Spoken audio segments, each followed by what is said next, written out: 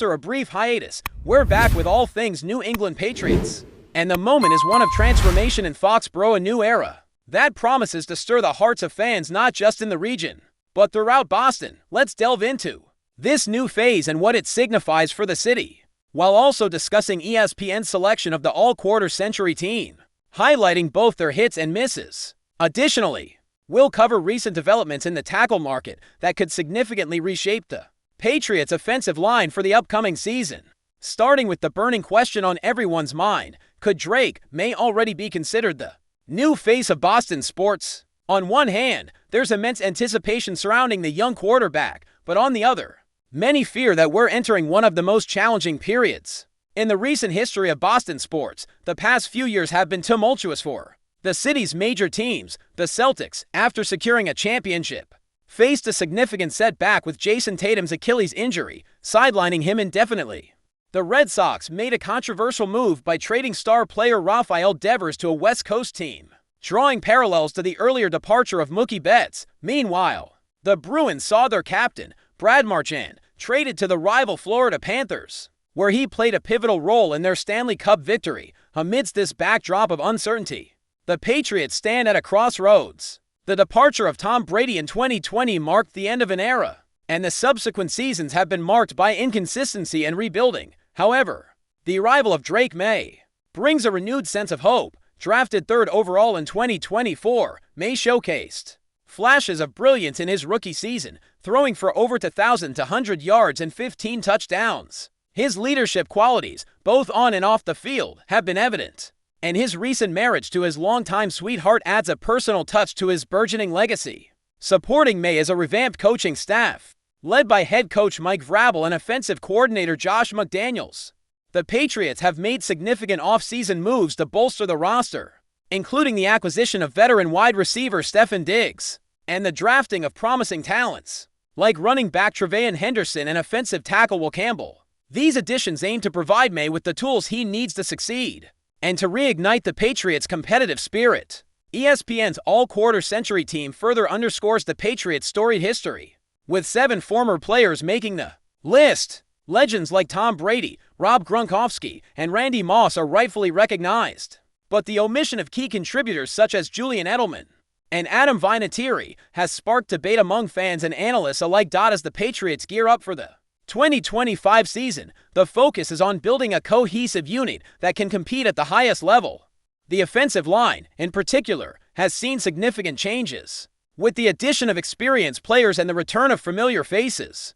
The goal is clear: to provide May with the protection he needs to lead the team to success. In conclusion, while the road ahead may be challenging, the Patriots are poised for a resurgence. With a blend of seasoned veterans and promising newcomers, the team is ready to embrace this new era and restore pride to Foxborough and beyond. Looking back at the ESPN all-quarter century team selection, it's impossible not to notice how heavily it leans on Patriots legends, and rightfully so. When a franchise wins 6 Super Bowl championships between the years 2000 and 25 and dominates an entire era of the NFL, you expect to see their fingerprints all over any all-time roster. Tom Brady, of course, was the obvious choice at quarterback. No debates there. Rob Gronkowski at tight end was another no-brainer, considering the mismatch nightmare he presented for defenses throughout his career.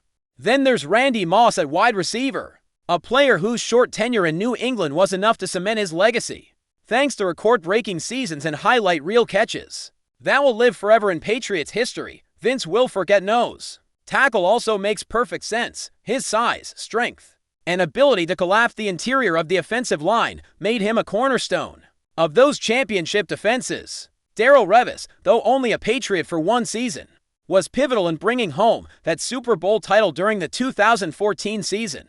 Then there's Matthew Slater, one of the greatest special teamers the game has ever seen, representing New England with pride for more than a decade and a half. Head coach Bill Belichick, love him or hate him, had to be the choice. No other coach in the last 25 years comes close to the sustained success he built. But as we dig deeper into that list, the snubs become glaring. How does Julian Edelman not make the cut? This is a guy who not only was a Super Bowl MVP, but also one of the most clutch postseason performers of his generation, time and time again. When Brady needed a big catch on 3rd down or in the final minutes of a playoff game, Edelman was the target. His story is the stuff of Hollywood scripts, a converted college quarterback from Kent State, who worked his way up from special teams grinder to one of the most dependable receivers in Patriots history. Sure, when you stack him up against the likes of Calvin Johnson, Julio Jones, Terrell Owens, and Marvin Harrison, it becomes a numbers game. Even Cooper Kupp didn't make the list, which shows just how stacked the wide receiver position is when compiling an all-quarter century roster. Still, it feels like Edelman's playoff heroics and his contributions in the most critical moments deserved at least some recognition. Then there's the kicker debate. Adam Vinatieri not being on the list is almost criminal. This is the guy who nailed two of the most iconic kicks in NFL history, both coming in the playoffs, both under impossible weather conditions, and both leading directly to Super Bowl victories. Add to that his game winners in Super Bowls against the Rams and Panthers, and it becomes almost laughable that he was left off. Instead, ESPN went with Justin Tucker, which from a pure talent and accuracy standpoint makes sense. Tucker has been the most consistent and longest range accurate kicker the league has seen. But championships matter, clutch moments matter, and Adam Vinatieri built an entire Hall of Fame career on making the impossible look routine when it mattered most. Some could argue that even Steven Gostkowski, with all his postseason appearances and franchise records, deserved more consideration. Moving back to the present, the Patriots' offensive line situation continues to evolve. After signing veteran Morgan Moses and drafting Will Campbell, many thought New England was set at tackle. But the news of Eric Jackson's medical condition threw a wrench into those plans. Initially targeted by the Patriots in free agency, Jackson ended up re-signing with the Los Angeles Rams on a lucrative 3-year, $57 million deal. Unfortunately, news soon broke that Jackson was dealing with a serious health issue involving blood clots, something that had previously ended the career of David Andrews and sidelined Christian Barmore for an extended period. That revelation likely played a big role in the Patriots pulling back during negotiations. In the wake of that, the Patriots turned to a familiar face by bringing back Yasser Durant, originally an undrafted free agent who signed with the Kansas City Chiefs in 2022. Durant was once considered a promising third-round talent by several draft analysts. New England traded a 7th-round pick to acquire him a year later, and he spent over a season on the Patriots roster before bouncing around the league with stops, including the New Orleans Saints. Most recently, Durant showcased his development by earning all UFL honors while starting at left tackle for the DC Defenders and helping them win a championship. Now back in Foxborough on a 1-year deal, Durant adds much-needed depth and competition to a tackle group that remains a work in progress. The tackle room, however, is far from settled. Will Campbell, despite being a rookie, has already begun to emerge as a leader along the offensive line, impressing both teammates and coaches with his maturity and football IQ. His rapid development may allow other players to slide into roles that better suit their skill sets. Vidarian Lowe, who logged significant starting time last season, now finds himself in a precarious position, potentially battling for a roster spot. There's also the question of Caden Wallace, a college tackle, who may transition inside to guard given the current roster dynamics.